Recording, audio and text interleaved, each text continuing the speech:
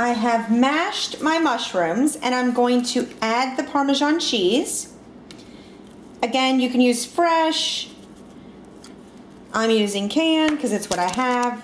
And then I'm going to stir this. Now, if you had a food processor, these mushrooms would be, of course, much smoother and much softer, but in my opinion, for what I'm using it for, it's just fine and dandy.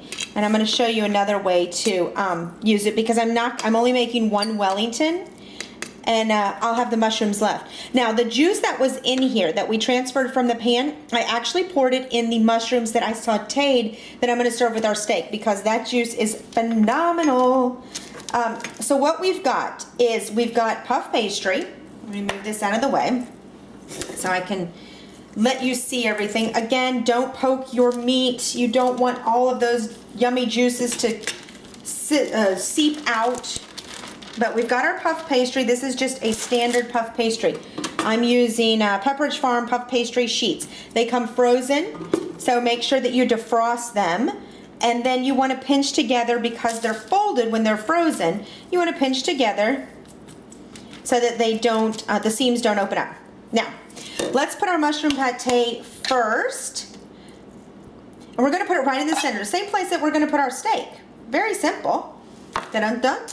We'll use our tongs. You can use your hands. We're going to pop that baby right on there. Then we are going to, and I have wax paper so that it doesn't stick. We are going to fold this in.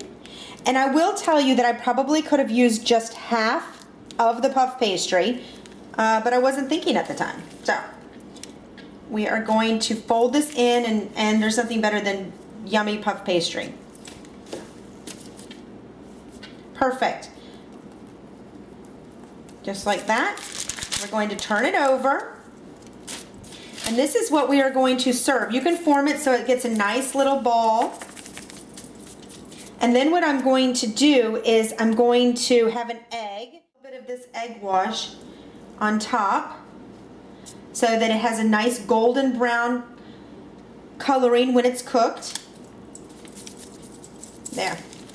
So this is my beef Wellington ready to go in the oven at about 375 for about 25 minutes.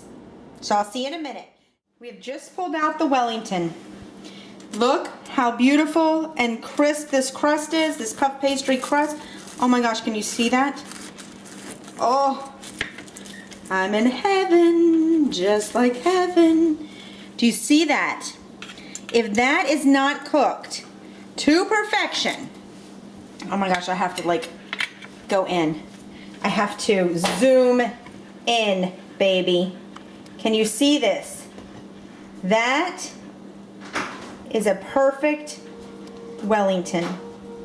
All right, guys, I'm getting ready to eat my feast. Look at this, beautiful. Happy baking and cooking to all of you. Remember, don't be left holding the bag, and subscribe to our video. Hand gestures, subscribe.